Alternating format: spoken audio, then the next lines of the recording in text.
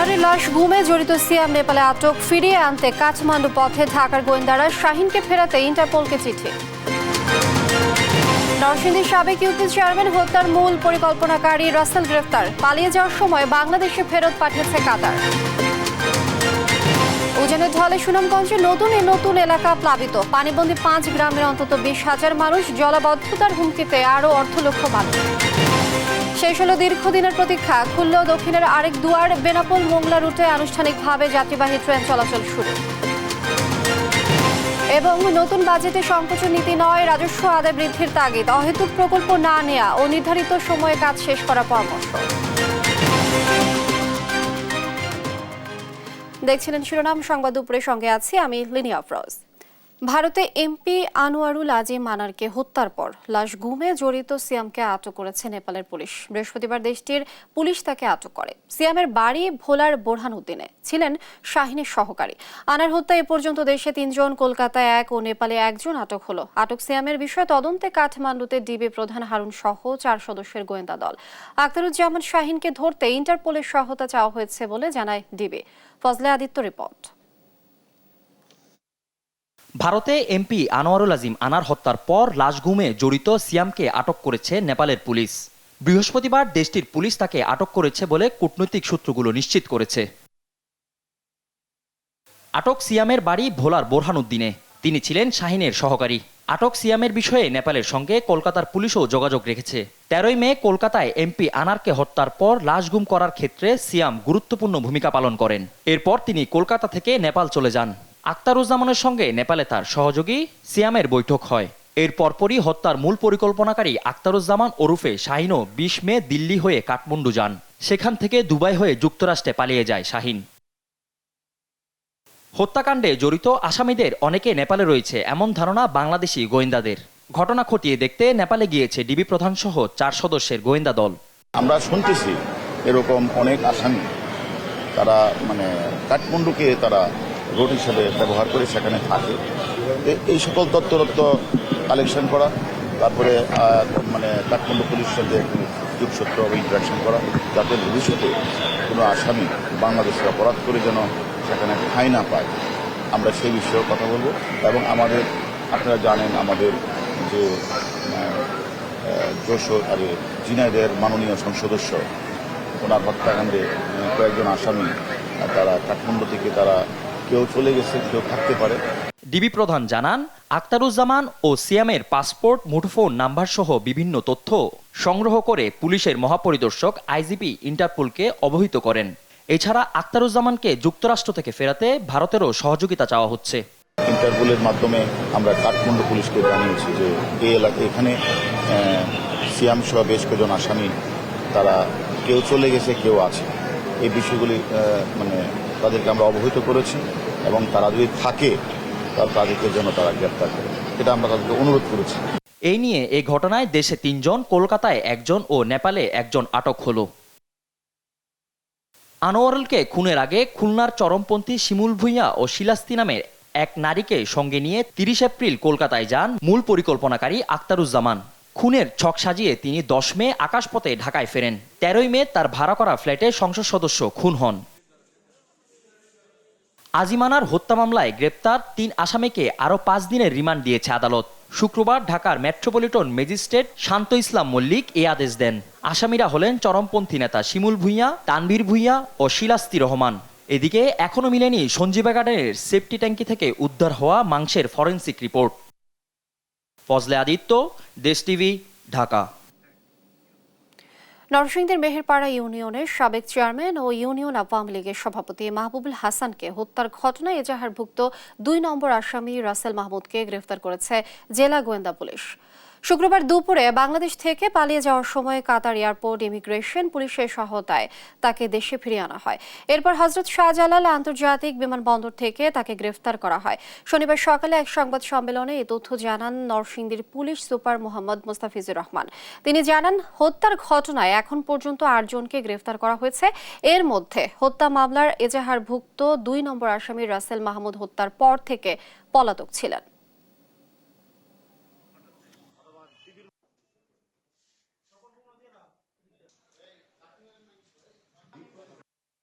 এখন পর্যন্ত আমরা এতটুকু পেয়েছি যে সে বিভিন্নভাবে, আমি আর বিস্তারিত না বলি, তো যেহেতু এজাহার নামে আসামি আর আমরা যাদেরকে গ্রেপ্তার করেছি এজাহার নামে অনেকেই জড়িত আছে, এই সবকিছু মিলেই আমরা এই ইনভেস্টিগেশনটা করছি যাতে কোনো নিরপরাধী লোক হয়রানির শিকার না হয়, এটাও আমরা খেয়াল রাখছি। আর যেই জড়িত থাকুক সবাইকে আমরা ইনশাআল্লাহ আইনের আওতায় নিয়ে আসবো। উজান থেকে নেমে আসা পাহাড়ি ঢলে সুনামগঞ্জের ছাতকে নির্মাঞ্চলে তলিয়ে গেছে রাস্তাঘাট। এতে ভোগান্তিতে পড়েছেন 5 গ্রামের অন্তত 20,000 মানুষ। সেই সাথে নদীর পানি দ্রুত বৃদ্ধি পাওয়ায় বন্যার শঙ্কায় উপজেলার 50,000 মানুষ। সহকর্মী মেহেদী হাসানের পাঠানো তথ্যচিত্রে টুম্পা আফরোজের ডেস্ক রিপোর্ট। ভারত থেকে নেমে আসা পাহাড়ি ঢলে হু হু করে ঢুকছে পানি, বাড়ছে বন্যার শঙ্কা। শুক্রবার থেকে সুনামগঞ্জে বৃষ্টিপাত কমায় জাদুকাটা, কুশিয়ারা ও রক্তি নদীর পানি কমলেও পাহাড়ি ঢলে দ্রুত বাড়ছে ছাতকের সুরমা নদীর পানি। শনিবার দুপুর নাগাদ 24 ঘন্টায় সুরমা নদীর পানি 8 সেন্টিমিটার বৃদ্ধি পেয়ে বিপদসীমার 54 সেন্টিমিটার উপর দিয়ে প্রবাহিত হয়।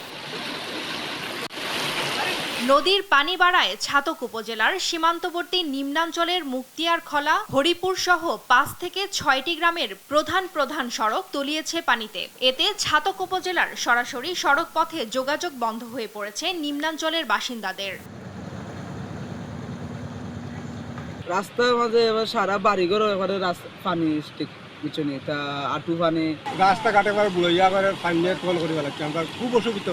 সড়ক পথের বিকল্প হিসেবে নৌকায় যাতায়াতের চেষ্টা করলেও স্রোতের ভোগান্তির শেষ নেই স্থানীয়দের। রাস্তাঘাট আমরা তলে এসে আমরা চলতে খুব কষ্ট আর কি। কোনো বাজারে যাইতে পারতেছি না, কোনো বাসা যাইতে পারছি না, কোনো লাগা বাড়িতে যেতে পারছি না, অনেক প্রচুর পানি। গরু বাছুর নিয়ে আসতে বাড়িতে সমস্যা, রাস্তাঘাট পড়ে গেছে অনেক সমস্যা, অনেক সময় দেখা যায় নৌকা নাই অনেকে, এদের আরো বেশি সমস্যা দেখা দেয়।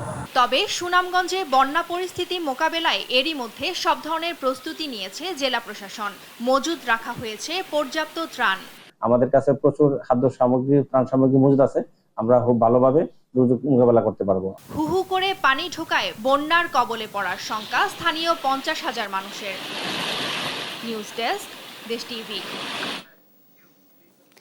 জোয়ারের পানি ও পাহাড়ি ঢলে সুনামগঞ্জে দেখা দিয়েছে আগাম বন্যা। সবশেষ পরিস্থিতি জানাতে যুক্ত হচ্ছেন সহকর্মী মেহেদী হাসান। মেহেদী, এখন কি অবস্থা বন্যা পরিস্থিতির, বিস্তারিত জানাবেন। লেনিয়া, আপনি দেখতে পাচ্ছেন যে আমার পিছনে আছে প্রচন্ড রোদ উঠেছে। গতকালকে থেকে আসলে এই রৌদ্রোজ্জ্বল পরিবেশ, এই রৌদ্রোজ্জ্বল পরিবেশের কারণে আসলে মানুষের মনে একটু আশা জেগেছে যে বন্যার কোনো সংখ্যা এখন নেই বললেই চলে। সুনামগঞ্জের পানি অনেকটাই আসলে নেমে গেছে। তবে সুনামগঞ্জের ছাতক উপজেলায় সুরমা নদীর পানি কিন্তু বিপদ সীমার 54 সেন্টিমিটার উপর দিয়ে প্রবাহিত হয়েছে। গত 24 ঘন্টায় ছাতকে প্রায় 8 সেন্টিমিটার পানি বৃদ্ধি পেয়েছে। সুনামগঞ্জে পানি কম, প্রায় 3 সেন্টিমিটার পানি কমে বিপদ সীমার 59 সেন্টিমিটার নিচ দিয়ে প্রবাহিত হচ্ছে। সুনামগঞ্জে পানি কমলেও অন্যান্য ছাতক, তাহিরপুর, বিশম্বরপুর সহ যে নিচু এলাকাগুলো আছে, সেই নিচু এলাকাগুলোর বেশ কয়েকটি রাস্তা পানিতে নিমজ্জিত হওয়ার খবর আমরা ইতিমধ্যে পেয়েছি। তবে এখনো কোনো লোকালয়ে আসলে প্লাবিত হওয়ার খবর আমরা পাইনি। আমরা কথা বলেছিলাম সুনামগঞ্জের পানি উন্নয়ন বোর্ডের নির্বাহী প্রকৌশলী মামুন হাওলাদারের সাথে। তিনি আমাদেরকে জানিয়েছেন যে আসলে বড় ধরনের বন্যার কোনো শঙ্কা নেই। স্বল্পমেয়াদী একটা বন্যা হতেও পারে যদি পাহাড় থেকে ঢল নামে এবং বৃষ্টিপাত আসলে অব্যাহত থাকে। আবহাওয়া অধিদপ্তর থেকে জানানো হয়েছে আগামী 24 ঘন্টা ভারী থেকে অতি ভারী বৃষ্টিপাত হতে পারে। এই অতি ভারী বৃষ্টিপাত এবং পাহাড়ি ঢল যদি অব্যাহত থাকে তাহলে স্বল্পমেয়াদী একটি বন্যা নিম্নাঞ্চলে হতে পারে বলে আশঙ্কা করছেন পানি উন্নয়ন বোর্ড। এবং স্থানীয় মানুষজন একটু আতঙ্কে আছেন। তবে যদি এই রকম আবহাওয়া থাকে তাহলে খুব শীঘ্রই পানি নেমে যাবে বলে আশা করছেন স্থানীয় লোকজন। এই ছিল আমার কাছে সুনামগঞ্জ থেকে পাহাড়ি ঢলের সর্বশেষ তথ্য। লিনিয়া। মেহেদী, অসংখ্য ধন্যবাদ আপনাকে। দর্শক, বন্যা পরিস্থিতির খবরাখবর জানাচ্ছিলেন সহকর্মী মেহেদী। স্বরাষ্ট্রমন্ত্রী আসাদুজ্জামান খান কামাল বলেছেন, সাবেক আইজিপি বেনজির আহমেদের বর্তমান অবস্থানের বিষয়ে কোনো তথ্য নেই সরকারের কাছে। তবে তার বিরুদ্ধে কোনো নিষেধাজ্ঞা ছিল না বলেও জানান স্বরাষ্ট্রমন্ত্রী। রাজধানী টিএসসি মিলনায়তনে এক অনুষ্ঠানে সাংবাদিকদের প্রশ্নের জবাবে তিনি কথা বলেন। আমরা নিষেধাজ্ঞা দেইনি, সে নিষেধাজ্ঞার আগে চলে যেয়ে থাকে। আমি এখনো কিন্তু সঠিক জানি না সে আছে কিনা চলে গিয়েছে। আমাকে জেনে কথা বলতে হবে। আপনারা যে প্রশ্নটা করছেন, আমাকে জেনে কথা বলতে হবে। ওকে, সে যে আসেন কিনা না আসেন সেটা আমি এখনো সুনিশ্চিত নই।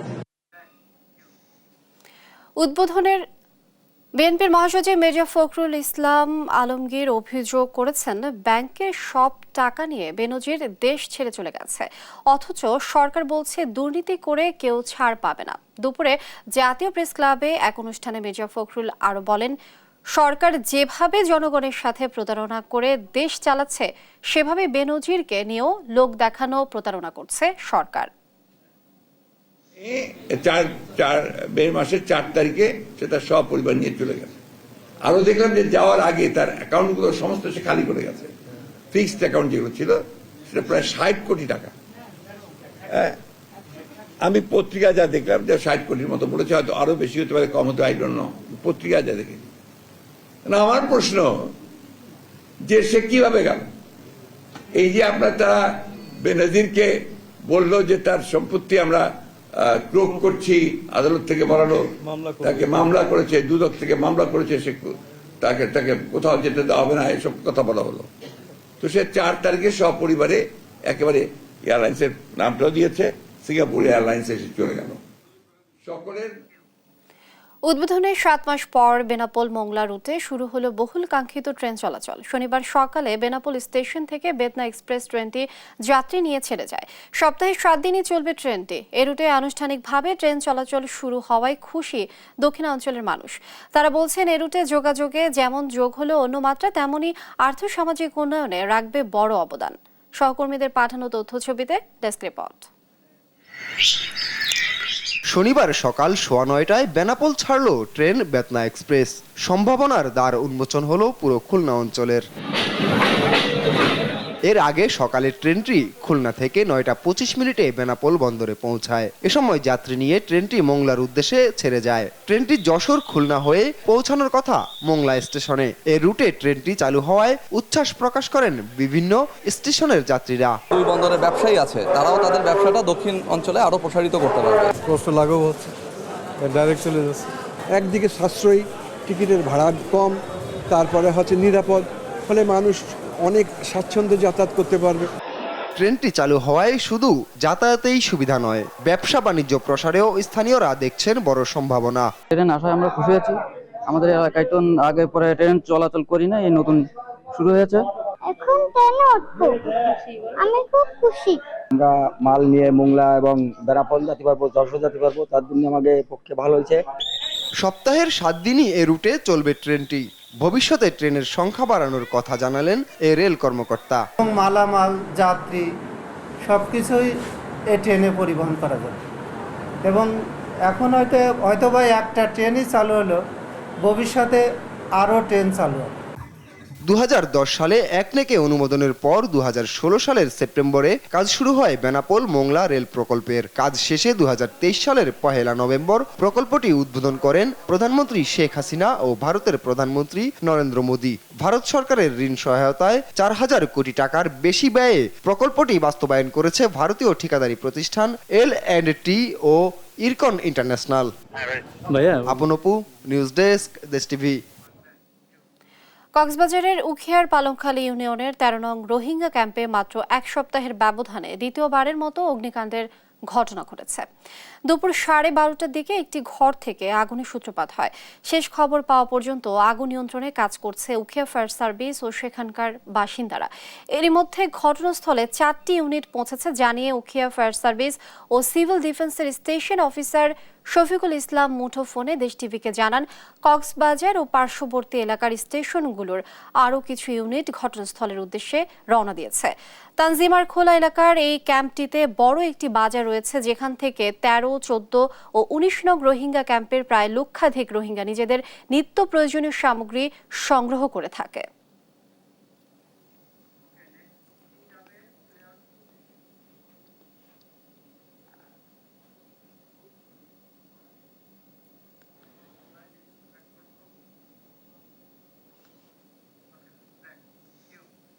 এবার বাজেটের খবর।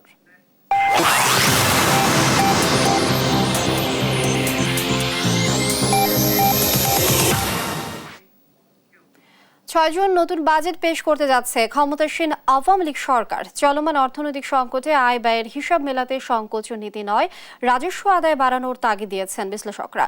অহেতুক প্রকল্প গ্রহণ না করে এবং সময় মতো কাজ শেষ করার পরামর্শ দিয়েছেন অর্থনীতিবিদরা।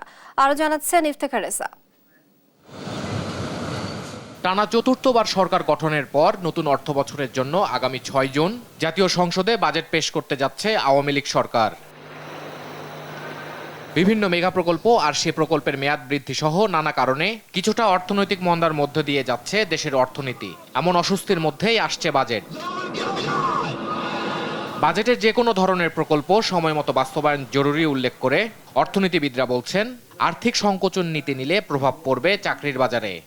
সংকোচন নীতিতে গেলে তখন কিন্তু আপনাকে অনেক দিক দিয়ে আপনি ঝামেলা করবেন, এভাবে এমপ্লয়মেন্টের উপরে বিরাট প্রেশার করবে। উন্নয়ন প্রকল্পগুলো সময়মতো বাস্তবায়নে জোর দিচ্ছেন তারা। এতে ঋণের বোঝা কমবে বলে মনে করছেন বিশেষজ্ঞরা। ঘাটতি অর্থায়ন কোনো নেতিবাচক কোনো বিষয় না। প্রশ্ন হচ্ছে যে উদ্দেশ্যে এই বাড়তি ব্যয়গুলো করা, ঋণ নিয়ে করা এবং সেই ঋণের জন্য যে সুদ পরিশোধের যে চাপ, সেই প্রেক্ষাপট থেকে সবসময় মনে রাখা দরকার যে এই ধরনের ঋণগুলো যাতে উপযুক্ত প্রকল্পে ব্যবহৃত হয়, প্রকল্পগুলো যাতে নির্দিষ্ট সময়ে শেষ হয় এবং প্রকল্পের ব্যয় যাতে কোনোভাবে না বাড়ে, যাতে ঋণের যে দায় সেটা যাতে স্বাভাবিক যে দায় তার থেকে বেশি না হয়ে যায়। বাজেটের বাৎসরিক উন্নয়ন পরিকল্পনা অনুযায়ী যাতে সঠিক বাস্তবায়ন হয় তা সরকার দেখবে বলে জানান অর্থ প্রতিমন্ত্রী। এডিপি বাস্তবায়নের ক্ষেত্রে অবশ্যই আমাদের সক্ষমতা বৃদ্ধি করতে হবে। সঠিক বাস্তবায়নের ক্ষেত্রে, সাশ্রয়ীভাবে বাস্তবায়নের ক্ষেত্রে সক্ষমতা বৃদ্ধি করতে হবে। এটা আমি আপনার সাথে একমত এবং সেই লক্ষ্যে কাজ করা হচ্ছে। আসলে অনেক তো যথেষ্ট ট্রেনিংয়ের ব্যবস্থাও আছে এবং মনিটরিংয়ের ব্যবস্থা আছে। এগুলো তো অ্যানুয়াল পারফরমেন্স এগ্রিমেন্টের সাথেও যুক্ত আছে, তাই না? ধরেন এটা তো বিভিন্ন মন্ত্রণালয় এপি এর সাথেও যুক্ত আছে। ওনারা বাস্তবায়ন করতে না পারলে কিন্তু পরবর্তী বছরে তাদেরকে হয়তো বরাদ্দ কমিয়ে দেওয়া হয়। যারা বাস্তবায়ন করতে পারেন না তাদেরকে তো বরাদ্দ কমিয়ে দেওয়া হচ্ছে। সরকারি রাজস্ব আদায় ডিজিটাল পদ্ধতিতে হলে কর জিডিপি বাড়বে বলেও মনে করেন অর্থ প্রতিমন্ত্রী। তারা বিভিন্ন অ্যাসোসিয়েশনের সাথে জড়িত। ইফতেখার রেজা, দেশ টিভি, ঢাকা।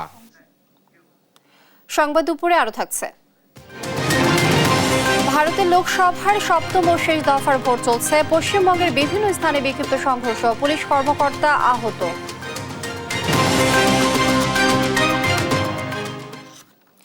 ভূমিকম্পের ঝুঁকি মোকাবেলায় সমন্বিত উদ্যোগ প্রয়োজন বলে মন্তব্য করেছেন গৃহায়ন ও গণপূর্ত মন্ত্রী ওবায়দুর মোকতাদির চৌধুরী। রাজধানীতে ভূমিকম্প ঝুঁকি মোকাবেলা বিষয়ক এক সেমিনারে মন্ত্রী একথা জানান। অন্যদিকে সেমিনারে উপস্থিত প্রধানমন্ত্রী বেসরকারি বিনিয়োগ বিষয়ক উপদেষ্টা সালমান এফ রহমান বলেন, টেকসই অবকাঠামোর ব্যাপারে সরকার সর্বোচ্চ গুরুত্ব দিচ্ছে। সাবরিনা মজুমদারের রিপোর্ট, জানাচ্ছেন আহাদ চৌধুরী। রাজধানীতে রাজুকের আয়োজনে international seminar on urban earthquake resilience. সেমিনারে বিভিন্ন দেশের বিশেষজ্ঞরা ভূমিকম্প সহনীয় অবকাঠামো নির্মাণ শীর্ষক আলোচনা করেন। ঢাকা, চট্টগ্রাম সহ দেশের বিভিন্ন স্থানে ঝুঁকিপূর্ণ স্থাপনা চিহ্নিত করে নিরাপদ আবাস গড়তে কাজ করছে বলে জানান প্রধানমন্ত্রীর বেসরকারি বিনিয়োগ বিষয়ক উপদেষ্টা। The geographic location of Bangladesh, especially Dhaka and the northeastern region of Bangladesh, is vulnerable to earthquake for the tectonic pattern. Natural calamities like earthquake disrupt the pace of development significantly of a region if proper actions are not taken accordingly. ঢাকায় আবাস ঝুঁকি বাড়ছে স্বীকার করে গৃহায়ন ও গণপূর্ত মন্ত্রী বলেন, নৈতিকতার অভাবে বিল্ডিং কোড না মানা ও উন্মুক্ত জমিতে অবকাঠামো নির্মাণ হচ্ছে। ভূমিকম্পের ঝুঁকি এবং এই ধরনের ঘটনার প্রভাব প্রশমিত করার জন্য সংশ্লিষ্ট কৌশলসমূহের প্রয়োজনীয়তা অনুধাবনের ঘাটতি রয়েছে আমাদের মধ্যে। কিন্তু একথা অনস্বীকার যে ভূমিকম্পের ঝুঁকি মোকাবেলায় বাংলাদেশ সরকারের আরও সমন্বিত পদ্ধতি প্রয়োজন। দুর্যোগ ব্যবস্থাপনা ও ত্রাণ মন্ত্রণালয় কর্তৃক জাতীয় দুর্যোগ ব্যবস্থাপনা পরিকল্পনা 2021-2025, ভূমিকম্প ব্যবস্থাপনা পরিকল্পনা এবং জাতীয় ভূমিকম্প কন্টিনজেন্সি প্ল্যান ইতিমধ্যে প্রণয়ন করা হয়েছে। নগর পরিকল্পনায় ভূমিকম্প ঝুঁকি ও নিরাপদ বাসস্থান নির্মাণে সরকারের ভূমিকা রাখা প্রয়োজন বলে মনে করেন বক্তারা। আহাদ চৌধুরী, দেশ টিভি, ঢাকা। দেখছেন সংবাদ দুপুর। অবৈধ দোকানের ভিড়ে ঢাকা পড়ে গেছে যাত্রাবাড়ির শেখ রাসেল পার্ক। পার্কের মধ্যেই গড়ে উঠেছে দোকান। নোংরা আর অপরিচ্ছন্ন পার্কের ভিতরের অংশ। দেখভালের দায়িত্ব ইজারাদার কোম্পানির হলেও কোনো দায়িত্ব পালন না করে বরং কার্যাদেশ না থাকা সত্ত্বেও পার্কের মধ্যে বিভিন্ন রাইড বসিয়ে হাতে নিচ্ছে লাখ লাখ টাকা। সিটি কর্পোরেশনের অনুমতি না নিয়ে পার্কের বাইরে টানানো হয়েছে ক্যাফে ভাড়ার সাইনবোর্ডও। বিস্তারিত জানাচ্ছেন নিয়াজ মোর্শেদ। ফুটপাত দখল করে গড়ে তোলা হয়েছে অবৈধ দোকান। রাজধানী ঢাকার কেন্দ্রে এমন অনেক জায়গায় গড়ে উঠেছে এসব দোকান। তবে অবাক করার বিষয়, ফুটপাতের এই অবৈধ দোকানগুলো গড়ে উঠেছে যাত্রাবাড়ির শেখ রাসেল পার্ক ঘিরে। পার্কে ঢোকার প্রবেশপথগুলোর মুখ সংকুচিত হয়ে গেছে দোকানের কারণে। বাইরে থেকে বোঝার উপায় নেই ভিতরে রয়েছে পার্ক। শুধু পার্কের বাইরে নয়, দোকান বসেছে ভিতরেও। সেটা আমি জানা নাই, আমি আজকে আইছি, এই ঘন্টা আনি হয়েছে আমি আইছি। আগের কখনো আসেন নাই? আইছি আরো আইছি। আমি একবার সদরে বাবা কেউ দেন প্রথম ধরে কাজ করে, আমি ওই কোনাত বসে ইয়ে করি, বেচা কিনে করি। পার্কের বসার জায়গা এত অপরিষ্কার যে দর্শনার্থীদের কাগজ বা কাঠের টুকরা বিছিয়ে বসতে হয়। আর পার্কে চলে অবলীলায় ধূমপান। খারাপই লাগতেছে, ময়লা মাখবে এই জন্য বসে রয়েছি কাঠ দিয়ে। এটা আমরা অনেকবারই জিজ্ঞেস করছি, বলে যে আমরা লোক দিয়ে পয়সা করাবো, খালি বলে। টয়লেট ও ক্যাফে ইজারা নেয়া কোম্পানি দিল্লি দরবারের দায়িত্বে ছিল পার্ক পরিষ্কার পরিচ্ছন্ন রাখার। তবে দায়িত্ব পালন না করে পার্কে অবৈধভাবে বিভিন্ন রাইড বসিয়ে হাতে নিচ্ছে অর্থ। ইজারাদার কোম্পানি নিজে ক্যাফে না চালিয়ে ভাড়া দেওয়ার ব্যানারও টানিয়েছে পার্কের বাইরে, যা কার্যাদেশের নিয়ম বহির্ভূত বলেও স্বীকার করেন ইজারাদার। সাইনবোর্ডটা আমি লাগাইছি, যদি এটা কোনোভাবে যদি কম প্রাইজের মধ্যে কেউ যদি এই খাবারের ব্যবসা করতে চায় তাকে দিয়ে দিই। দক্ষিণ সিটির প্রধান নির্বাহী প্রকৌশলী আশ্বাস দেন, নিয়ম না মানায় ব্যবস্থা নেবেন ইজারাদারের বিরুদ্ধে। অর্থ পরিশোধ করতে হবে, তারপর এটা অনুমোদন নিতে হবে, তারপরে একমাত্র তার সেখানে তার যে বাণিজ্যিক যে কার্যক্রমগুলো পরিচালনা করার কথা সেটি তখন তার সেই অধিকার তারা পাবে। তার আগে সে এটি করার কোনো সুযোগ নেই। সে যদি করে থাকে এটা অবৈধ করছে এবং সেই বিষয়ে আইনানুগভাবে তার বিরুদ্ধে ব্যবস্থা নেওয়া। চলতি বছরে শেখ রাসেল পার্কের ইজারা এখনো দেওয়া হয়নি কোনো প্রতিষ্ঠানকে। নিয়াজ মোর্শেদ, দেশ টিভি, ঢাকা। সংবাদ দুপুরে আরো যা থাকছে। নিউ ইয়র্কের টি-20-র আগে ভারতের বিপক্ষে শেষ প্রস্তুতির ম্যাচে মাঠে নামবে বাংলাদেশ। খেলা শুরু বাংলাদেশ সময় রাত 8:30টায়। ভিটামিন A+ ক্যাম্পেইন সফল হওয়ায় দেশের রাতকানা রোগ প্রায় নির্মূল হয়েছে বলে জানিয়েছেন স্বাস্থ্যমন্ত্রী সামন্ত লাল সেন। শনিবার সকালে রাজধানী মহাখালীতে national institute of preventive and social মেডিসিনে ভিটামিন A+ ক্যাম্পেইনের উদ্বোধন করে একথা বলেন তিনি। এবার প্রায় 2,22 লক্ষ শিশুকে দিনব্যাপী এই ক্যাপসুল খাওয়ানো হবে। এর মধ্যে 6 থেকে 11 মাস বয়সী শিশুর সংখ্যা প্রায় 27 লক্ষ ও 12 থেকে 59 মাস বয়সী শিশুর সংখ্যা প্রায় 1,95 লক্ষ। প্রায় 1,20,000 কেন্দ্রে প্রায় 2,40,000 স্বেচ্ছাসেবী ও প্রায় 40,000 স্বাস্থ্যকর্মী এই আয়োজনে যুক্ত আছেন।